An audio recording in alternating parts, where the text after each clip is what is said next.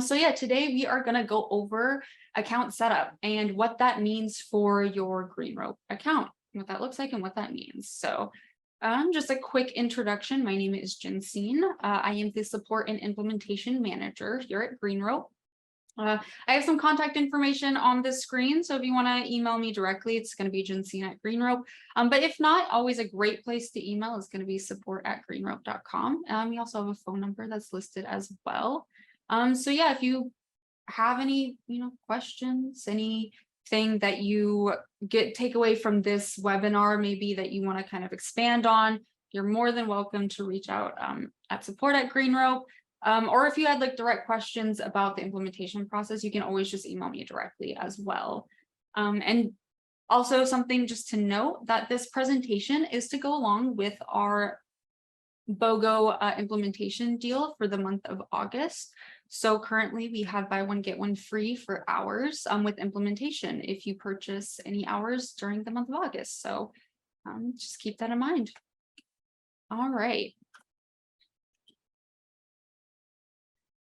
Okay, so yeah, today what we're going to go over is we're going to kind of just go over like why do we have account setup? Why do we need to care about account setup? What is the purpose of this webinar? So that's really the first thing that we're going to dive into.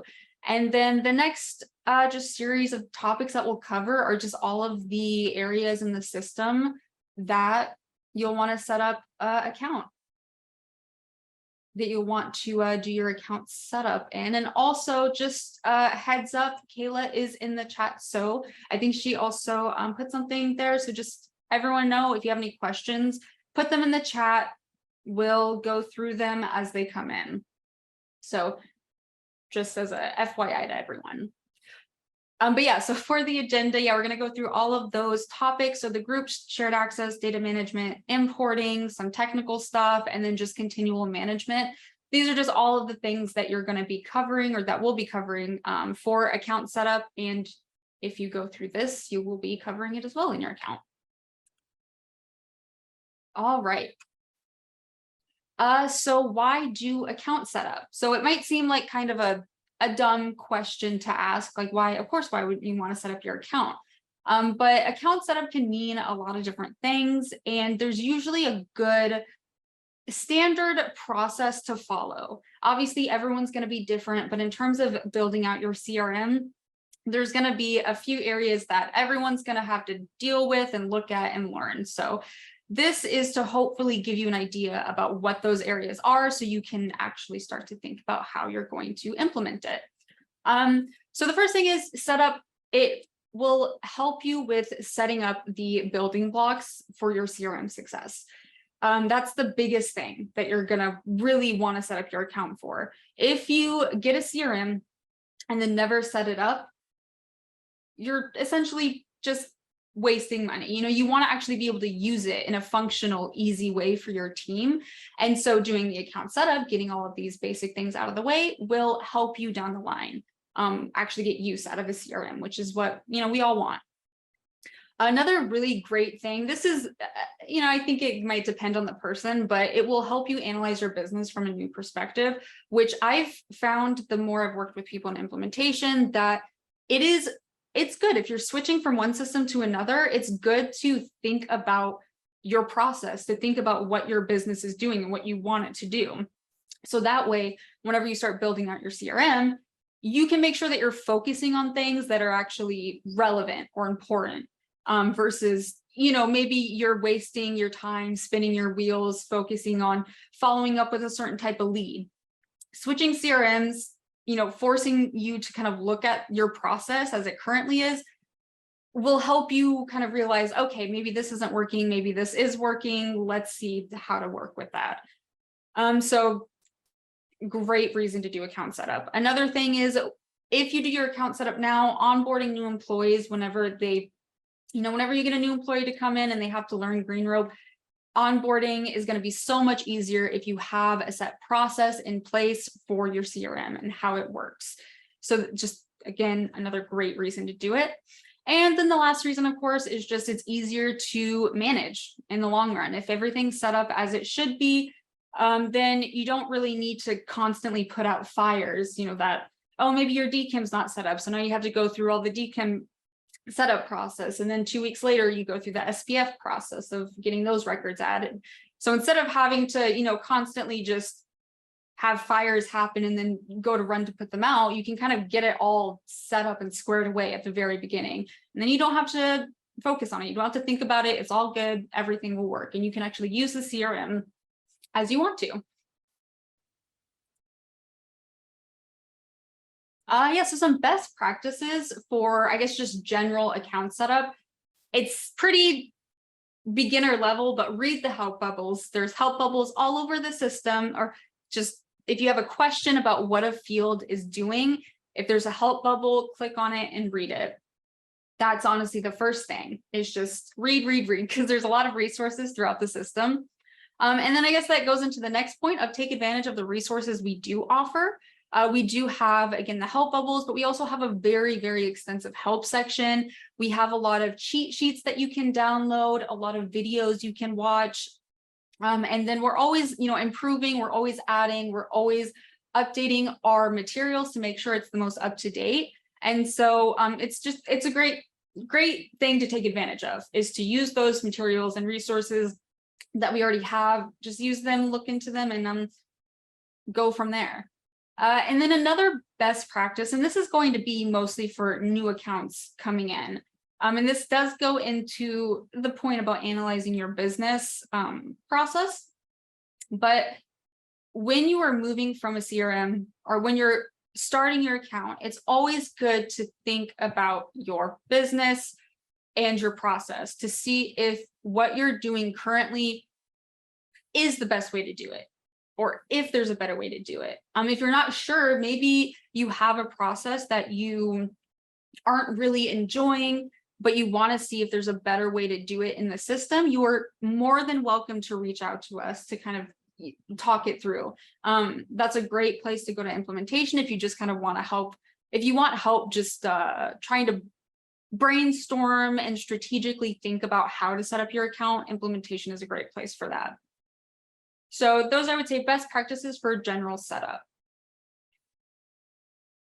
So the first area, once you've understood that, okay, I'm going to set up my account, I need to, switch over from one CRM to another. Once you've kind of made that call, then it's going to be about where to start. Like what's the first thing you do whenever you have to do your account setup?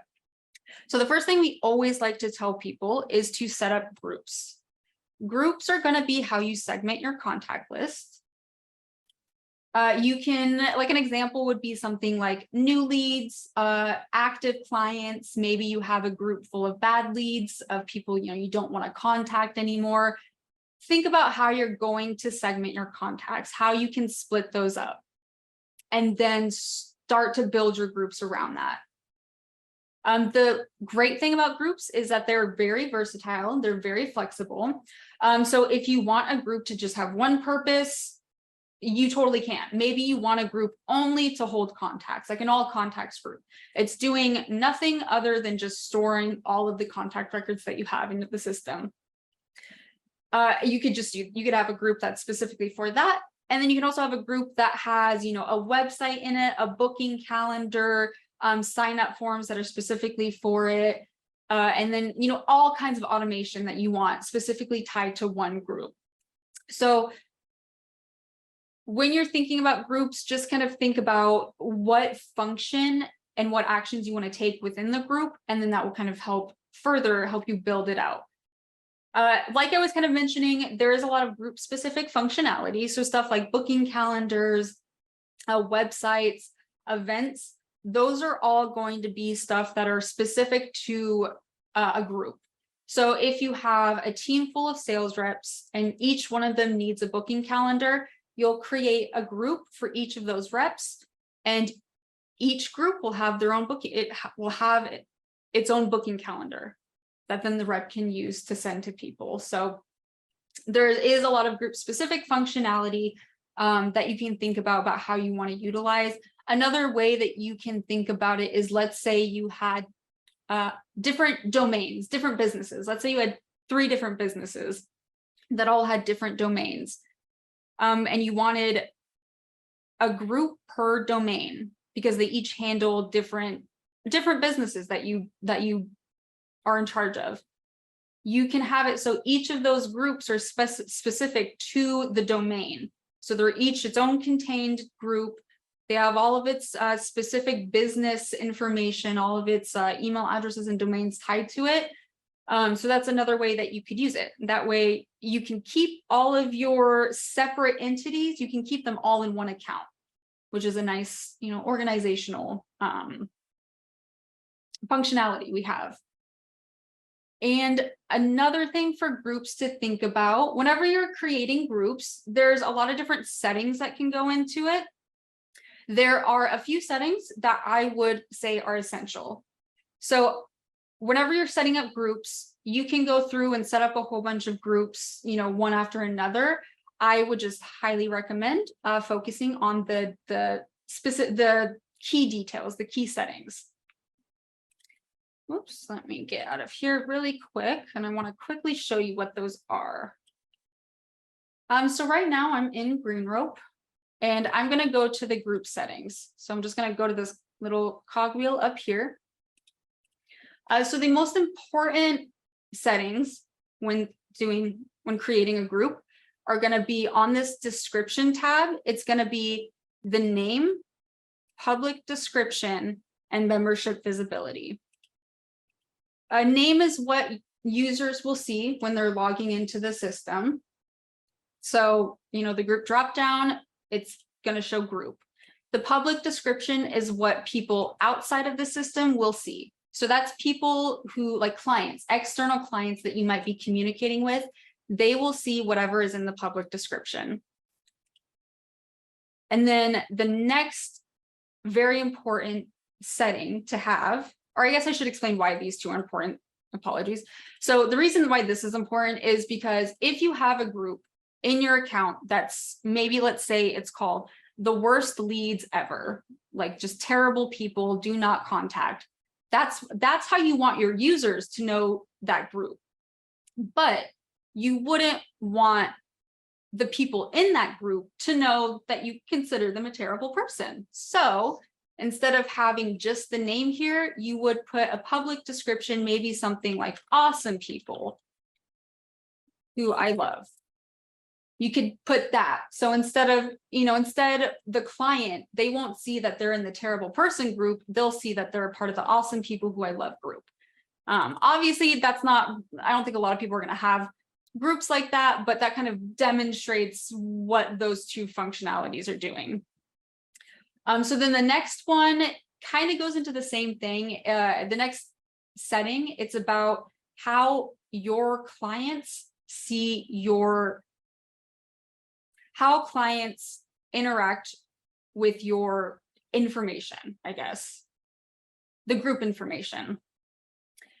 So down here, we have membership interaction and we have membership visibility. So there are 3 different visibility settings for groups. So if you have a public group, it means people can join it. They will see if they're in the group, they can leave if they want, they can unsubscribe. But a public group, just means that anyone can see it. Anyone can join, anyone can see, it's open to the public. This is really good for something like a newsletter group where you want people to join. You want people to get added to this group. So think about, like a newsletter group or maybe like a forum group or something like that. A private group is going to be a group where you have to manually add them. They cannot add themselves, the contact cannot add themselves, but they have the option to leave the group if they want. So if they're added to the group, they can see that they're in the group and then leave it. But if they leave it or unsubscribe, they can't go back and rejoin. That has to be manually done by a user. And then the next one is going to be, I would say usually what a lot of people use is hidden. So if your membership visibility is hidden, that means the contact will not know if they're in the group. They won't be able to unsubscribe from the group. They can unsubscribe still, but they can't unsubscribe specifically from the group. They will just unsubscribe from everything. So whenever setting up a group, it's very, very important you get these areas put in place before you start adding contacts and going public. Because like I was saying, if any of these are not set up correctly, you could have contacts joining, you know, an internal group that is specifically for you and your internal users. Or you can have, you know, like maybe a group called bad leads. You might expose that that's the group name to your client list, and you don't necessarily want that. So it's really good to just make sure that this description tab and these 3 settings are set. On the group. And okay, so on the topic of groups and public facing material, can you show an example from the client's perspective? That's a good, I can't show you an example now. I can show you, I can definitely email you. I can't pull one up now because it would require me to send an email and go through that, but I can definitely send you some more information about what that would look like. Oh, and Kayla's got an answer there too, my bad. All right, so the next topic, or the next area that is going to be, you know, very, very important to fill this out at the beginning of when you're creating your groups, is going to be email sent from name and email sent from email. This is how you set up default email information for the group. And it's also how you identify the group owner. So if you have a booking calendar, whoever is put in this area, so whoever's email is here, whoever's name is here, that's the calendar owner, that's the group owner. So if you have a sales rep group, you want to always make sure that the sales rep's information is in here. So that way it's their group and they don't have to worry about, you know, going in and filling in all that information every single time they want to send an email or, you know, really do anything. So it's this one's pretty simple. Just put in your name and the email and save it, and it will autofill. If you're in this group and you want to send an email, it will or it will default to that information. And on that topic, the loading default emails. So this is kind of the same kind of the same idea as the email sent from name and email address. If you want to set up default emails that load whenever you're in this group, this is where you would set it up. So again, really, really helpful if it's for a sales rep. If you guys have your own email templates that you use with your own signatures, every sales rep can go into their own group and set up that default email. And anytime they want to send an email, all they need to do is click the send personal email and it's done. They just need to type in their message and the template's already loaded with all of their info. Very, very, it makes the process a lot simpler and a lot more smooth. So those are kind of the key areas of the group settings that I would highly recommend everyone look at. So now just for some best practices for how you can go about creating the groups. Use group folders. Number one, please use group folders. They're amazing. They are really only there for organizing your groups, but they help a ton. Quickly, just to show you this, to get to the group folders, you just click on this. And then really at that point, you can just drag and drop your groups wherever you want them to go. And then they create a very nice group dropdown that makes it a lot easier to use and manage than if it was just all the groups listed. So best practice, please, please, please use please use the group folders. It makes it easier for everyone. The next one is to create an all contacts group. I always recommend everyone create an all contacts group just because it's nice to kind of be able to dump everyone in one place.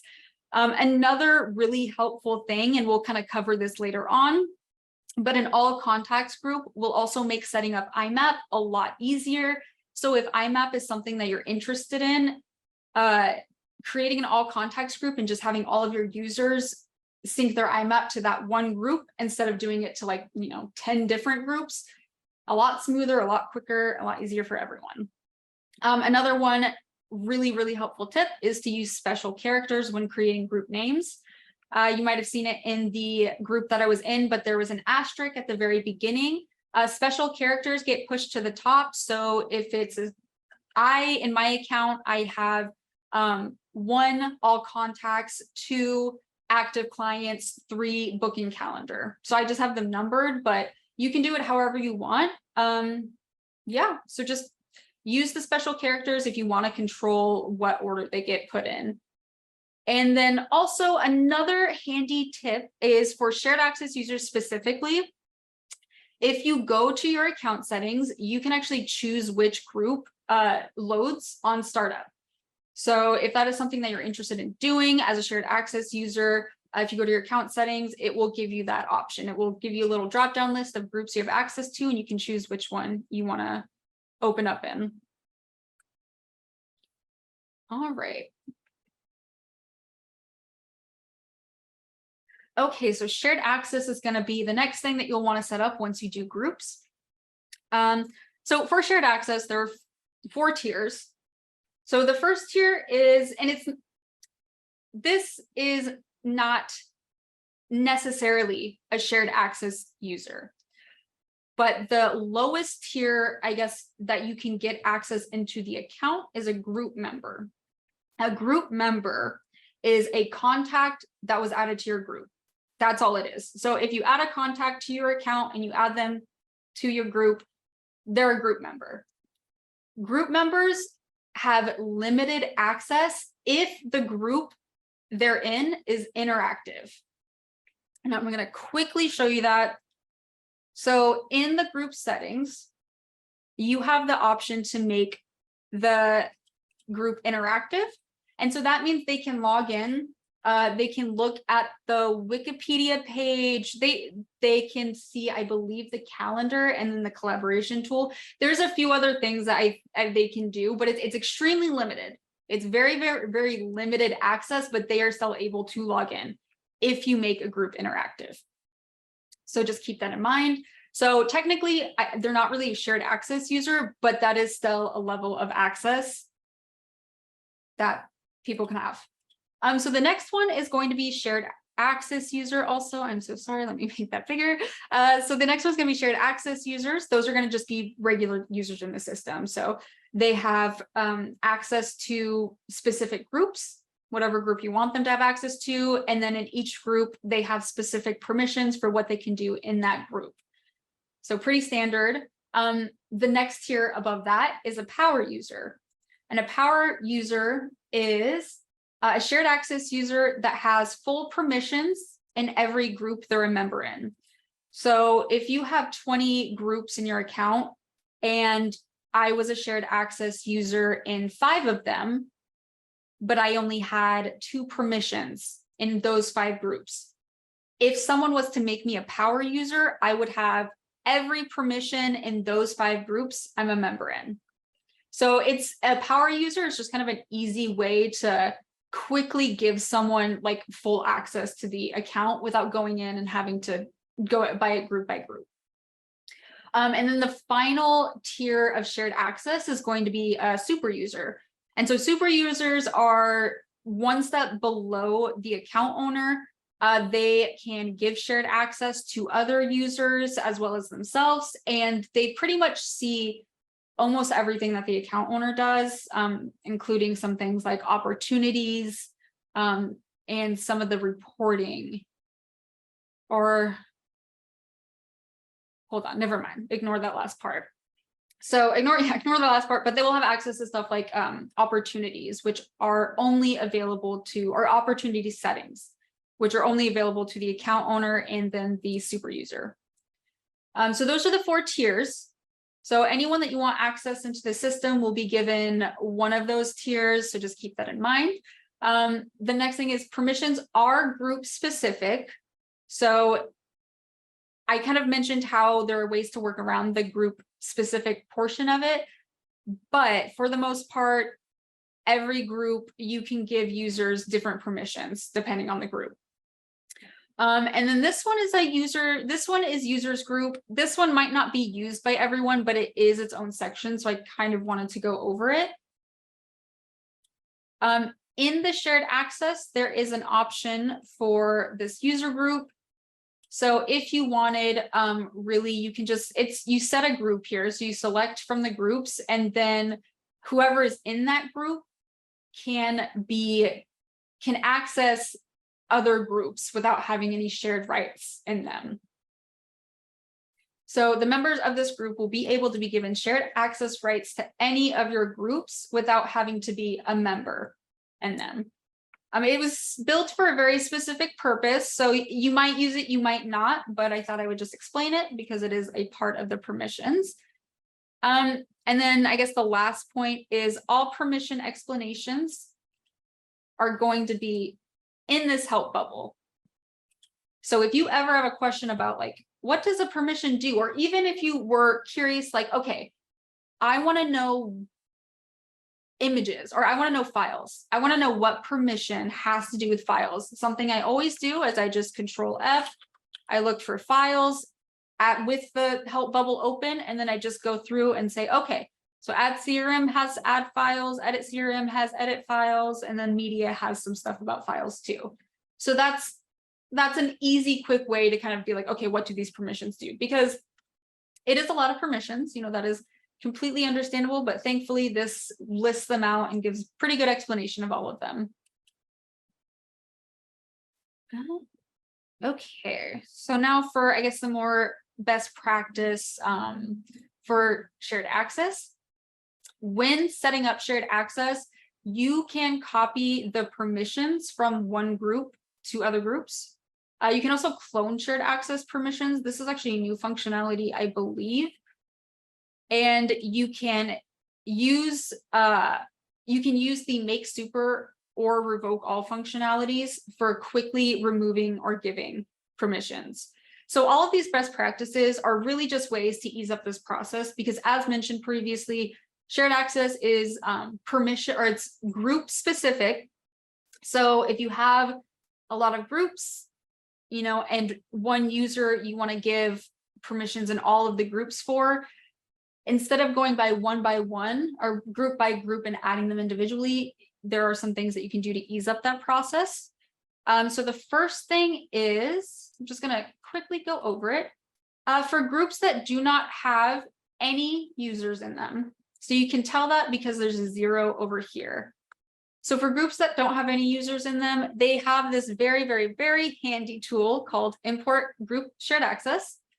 So empty groups, if you have, let's say that my master group, this is the group I want to use kind of as the default permission group.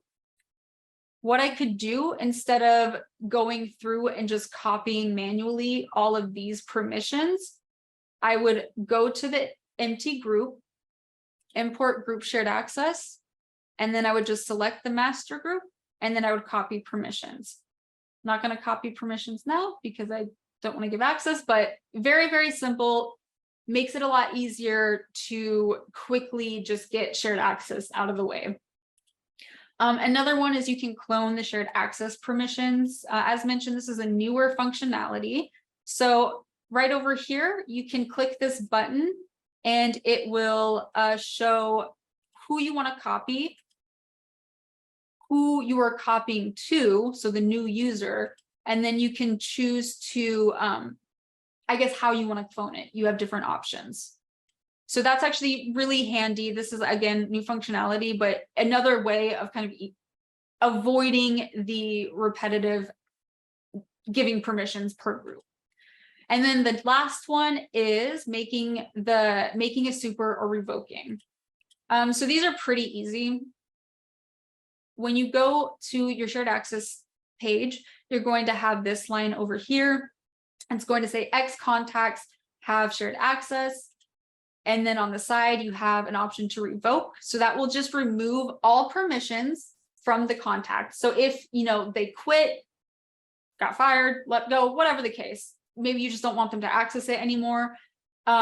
Whatever the case, you just go to the shared access page, find their contact, find their name or their email, and just click revoke.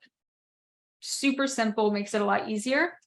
And then to the opposite end of that, if you want to make them a super, so give them all permissions in any group they're a member in, you just click the make super. So those are just a couple of tips that you can use for quickly modifying, updating, adding shared access permissions through your account. Okay.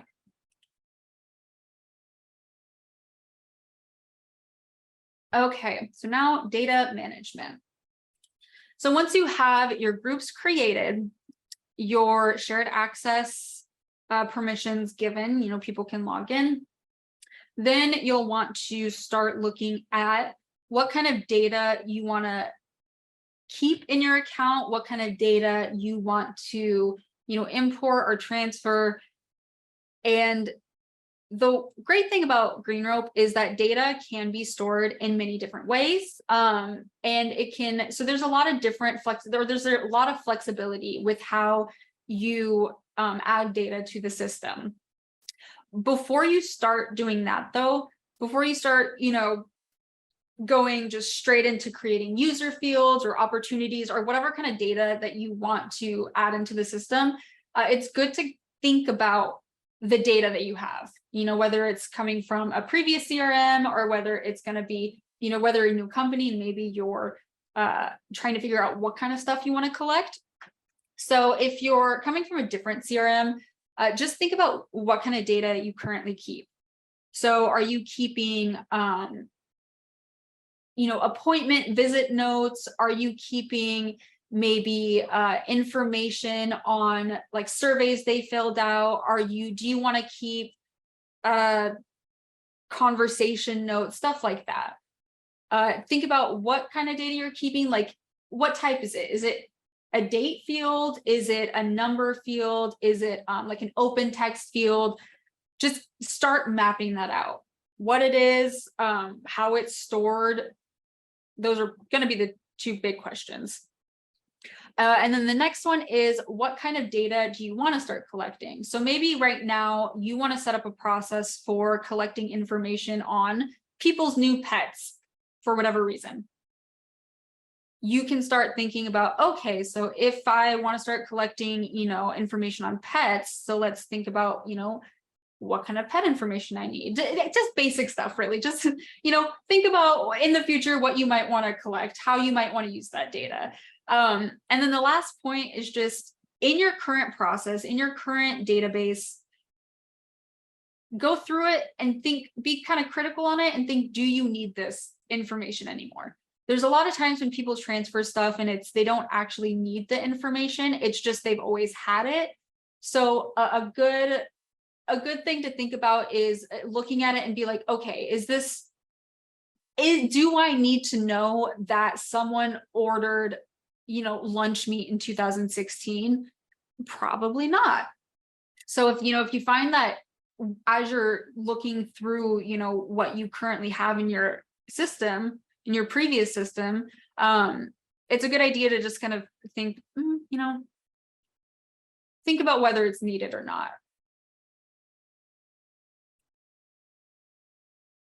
Okay, so for best practices, kind of goes into thinking about it, like I was mentioning, but one of the things I would always highly recommend is if you're coming from a new system, keep the opt-in records. If you have any opt-in records from your contact list, that could be SMS opt-in, email opt-in, whatever it is, keep them because you don't know if it's going to come up again. If someone says that they never opted in and you're emailing them, that could be a serious fine. That could get you into trouble. So always keep opt-in records. Like I said previously, sometimes you'll go through and be kind of critical on the data that you're keeping. Never be critical on opt-in records. Those are just good to have. So even if it seems kind of like, maybe it's not that important, it is important. Keep it. The next thing is going to be, honestly, learn the different methods of data storage in the system so that you can kind of map out how you might want that to look. So I'll give you some examples. I won't go into full detail about every single one, but some of the different ways that we store data are going to be custom user fields. So those are going to be what you see in the contact record, something like name, address, favorite color, appointment time. Maybe it could be survey question answers that you want to map back to the contact record, whatever it is. So that's going to be a standard, that the user fields are pretty standard, but we also have custom objects that you can create. And custom objects are a good way to think about it is a custom object is a way to store repetitive data. So think about a progress report. Maybe previously you had to fill out a progress report every week. You want all of the records of the progress report to be kept and saved, so that you want to be able to go back and be like, oh, okay, 2 weeks ago this is what happened in the progress report versus what's happening today.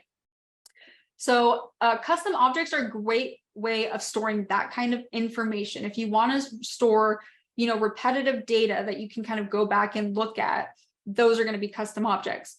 User fields, on the other hand, you can have an open text user field that you append data to constantly so it doesn't get overwritten.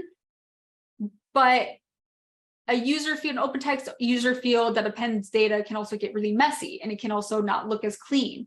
Whereas a custom object is, going to be a lot easier to store and to run reports on. Another one is like activities. You can import your activities if you have activities from a previous system, like, oh, I called this person on this day and these were the notes I had. That's you can store that in the system, and the best way to do it would be through importing them as activities. And then there's also company versus contact record information.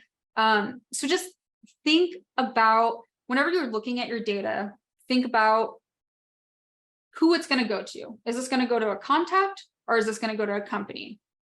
Then think about how you want it to be stored. Is this one-off data that you're going to collect once and you just want it to be saved in the contact record?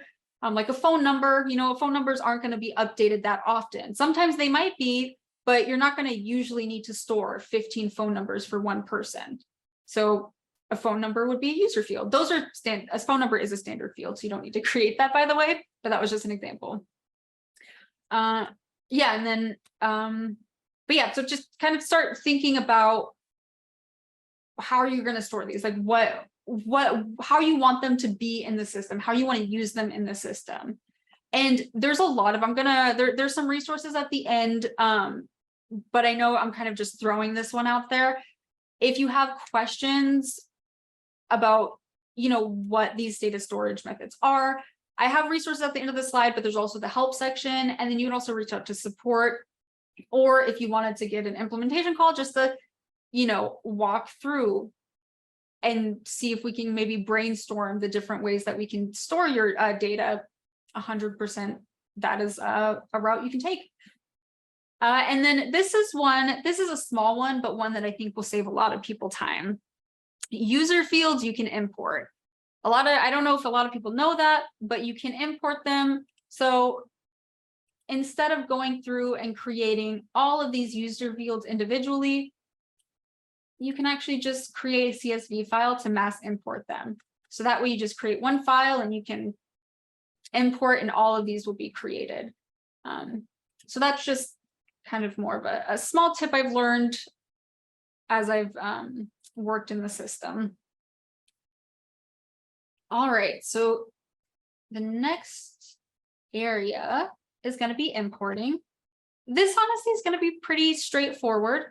So with importing, create groups, user fields, tags before importing the contacts.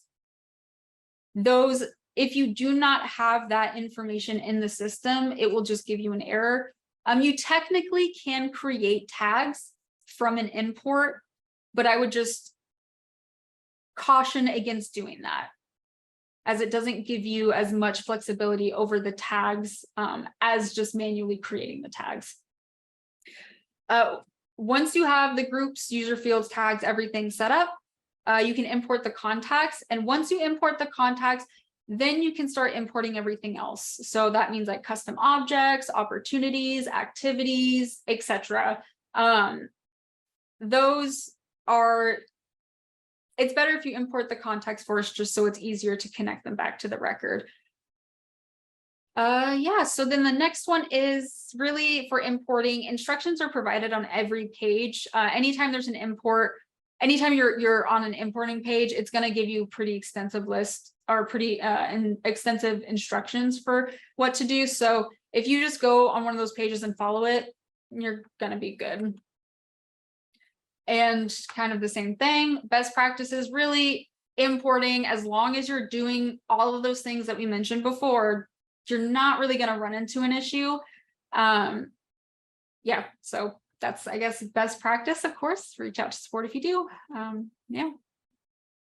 All right, so this is some of the more fun stuff, some of the stuff that I think can scare newer clients off, but it's really not as complicated as it may sound, because there's so many acronyms and so many technical words. It looks intimidating, but it's not. So number one thing everyone needs to do, every single person in the CRM needs to get your DKIM and SPF set up. If you plan on sending out emails, DKIM and SPF, you need it, or else you're going to get blocked. You're going to run into issues. You're not going to get good deliverability, et cetera, et cetera, et cetera. There's cheat sheets in there that will walk you through how to set it up. It's pretty easy and straightforward, but every DNS setting page looks a little bit different. So if you run into any questions or anything, you know, we're here. And then the next one is emails the next one is IMAP syncing. This one is not required. This one is if you want to sync your external emails into Greenrope, so that like if someone emails you externally, their email will be added to their contact record. That's IMAP. IMAP setup is, I mean, if you want it set up, you should get it set up sooner. You should get it set up right away, just because it makes it easier.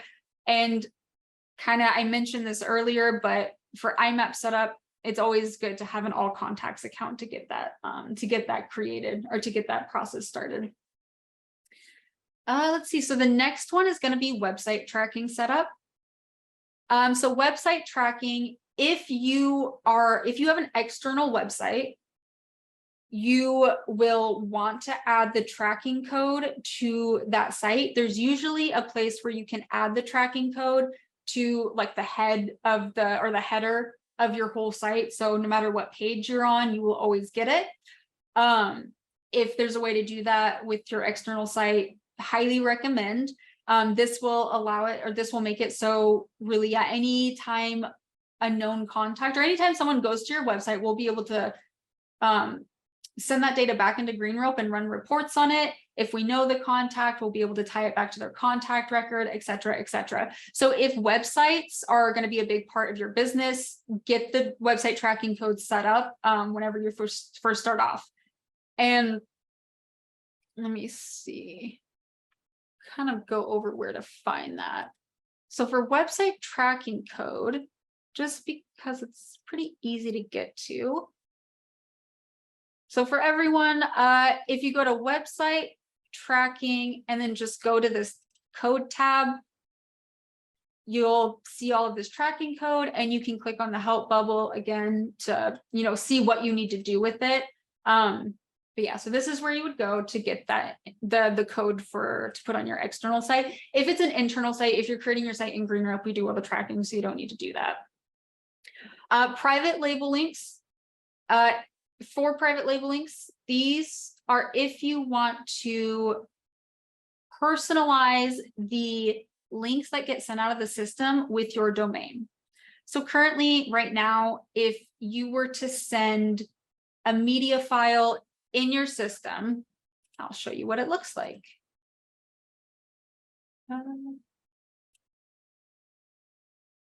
Let's go here.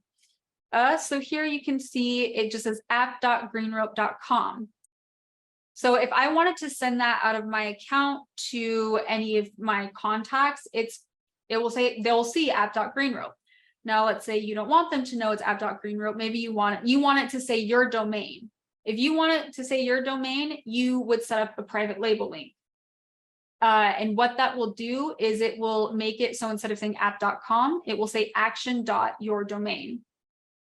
So private label links can be set up either on account level.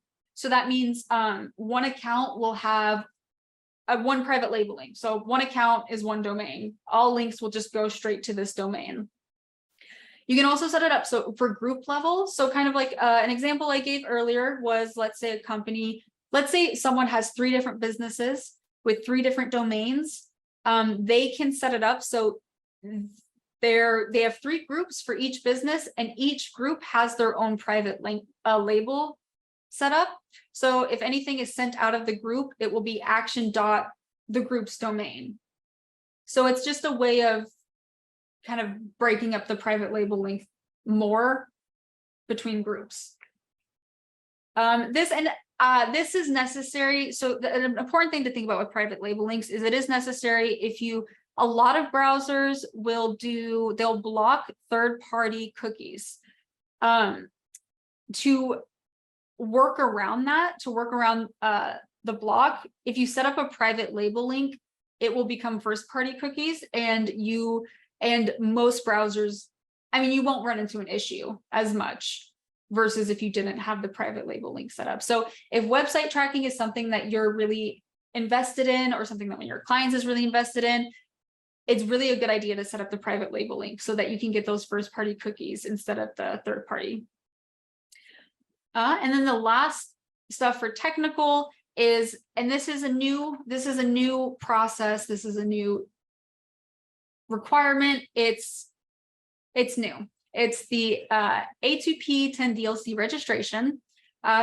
From, I believe the deadline is going to be August 31st, or the end of August.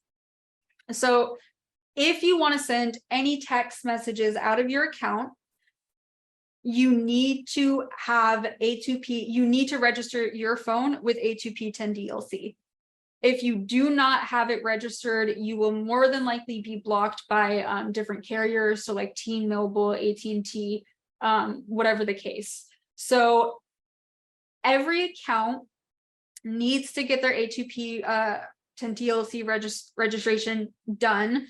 If you should have gotten an email. If this hasn't been done in your account, you should have gotten an email from our support team letting you know that you just need to follow some steps, and we'll kind of take it from there. But for new accounts, if someone purchases a phone number, you need to get the registration done, or else you will potentially get blocked. You will more than likely get blocked from different carriers. So just from now on, keep that in mind. It's the same thing as with emails. If you want to send out emails, you need to get DKIM SPF set up. If you want to send out text messages, you need to get A2P registration set up. So I guess some best practices for this, kind of like what I said, set up the DKIM SPF as soon, and the website tracking as soon as you get into the system, just because it will prevent any delays from happening. And yeah, you get the most out of, what you're paying for. So that's obviously a plus. The next one is DKIM and SPF, or sorry, DKIM/SPF and then A2P have to be done. Again, I'm just going to say this. If you don't get these things done, don't expect to be able to send emails with, great deliverability, and don't expect to send a lot of texts that actually get delivered. So just know that. And then the last thing is, really, a lot of these things can seem kind of overwhelming, especially, DKIM, SPF, going into your DNS settings, all of these acronyms everywhere. It seems like it might be a little like, it might seem like gibberish, honestly, but it's not as bad as it seems. If you read the instructions, if you go through the cheat sheets, it will tell you step by step what's going on. So if you ever feel like you're getting like flustered or overwhelmed, you can always just take a break, or you can always just reach out to support, because we're always here to kind of help you walk through these types of questions, or these types of processes as well. All right, so for continual management,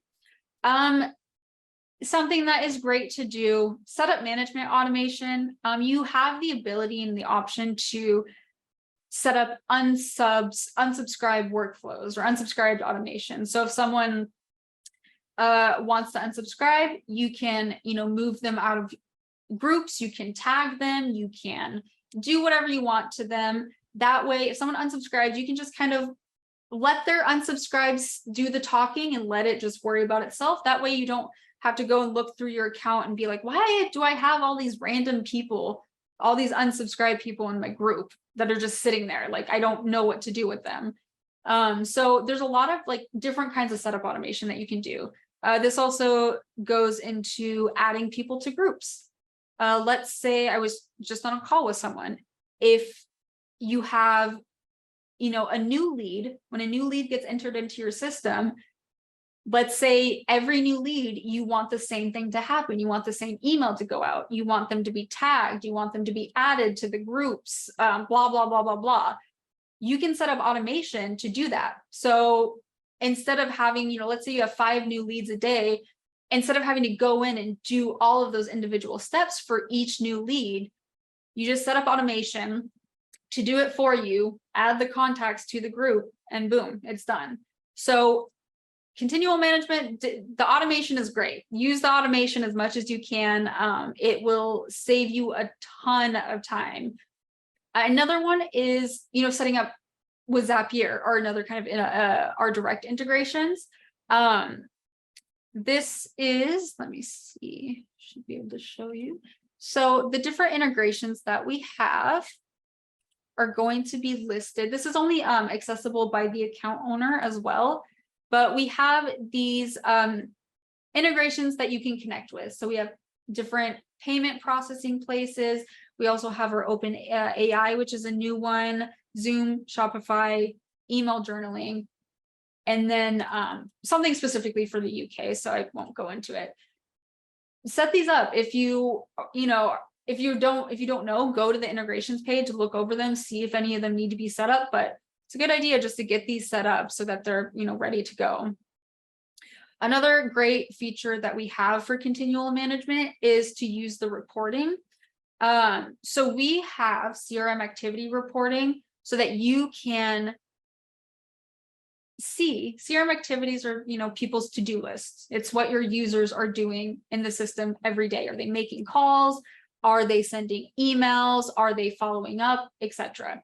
You can use the reporting to, just run through and see, okay, so it looks like Tom did a lot on Monday, but it looks on Tuesday he didn't do anything. So I want to ask about that. I want to know what's going on. Is there a way that we can better balance his workload, or is it something else going on? Blah, blah, blah. Whatever, whatever it is, whatever the conversation is, the reporting is going to be great. And so this specific reporting is going to be in contacts, reports, CRM activities. And then another really important one is to just keep an eye on your spam reputation. You don't want it to get into the red. You don't really want it to get into the orange, but sometimes it happens, things happen. You can't always control everything, but just keep an eye on that spam reputation and make sure that the emails that you're sending are good, that they're clean, that they're not getting blocked. And just to quickly show you where that spam reputation is, if you just go to your home screen, you'll see over here in this area, you get to see what your reputation is. If you click on it, it will give you some more information of people unsubscribed or spam, or sorry, not unsubscribed, but if they spam complained, it will show you.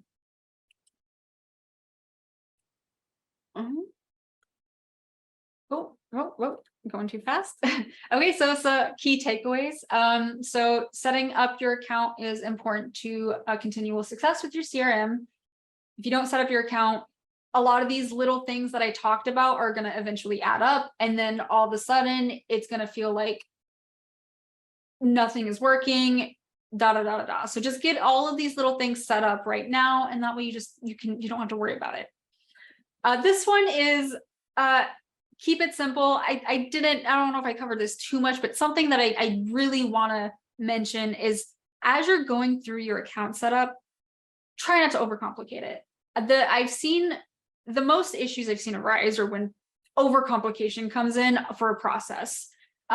Keep it as simple as possible. Keep it as streamlined as possible. If you notice that things are kind of getting a bit all over the place, implementation is a great place, but also maybe you just want to like draw out, maybe you want to do a little Venn diagram or do like a graph to map everything out. Whatever it is, just try to keep that in mind as you're building out your account. The next one is utilize the free resources that we have. It's everywhere. The help section, the support tickets, the videos, our Vimeo page, you know, the webinars, the Q&As, all of these different things that we offer.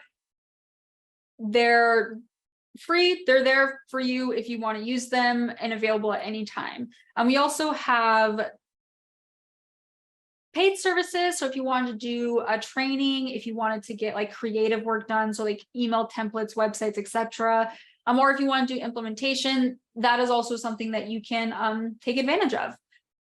And another, just the last point I want to make is that after the initial setup process, yes, there are a lot of little things that go into it, all these like, you know, pieces to the puzzle. After you set up your account, it's a breeze taking care of it. It just really manages itself. So just keep that in mind. Yes, it might seem like there's a lot of steps here, a lot of things you have to think about, but in reality, it's you set it up once and then it's all done. All right. Anyone have any questions? Don't know if we have too much time for questions anyways. So, okay, great. Yeah. All right. So I do have some resources. This slide will be sent out. These are all linked, but they're all just the cheat sheets that we have available. So if you have a, you know, if you just want to look over them, download the slide and download the cheat sheet. So yeah, that is it. Thank you so much for joining this webinar. I hope you guys learned as much as you could. And if you have any questions, just feel free to reach out to support, feel free to reach out to me, whatever the case. I hope everyone has an amazing Thursday.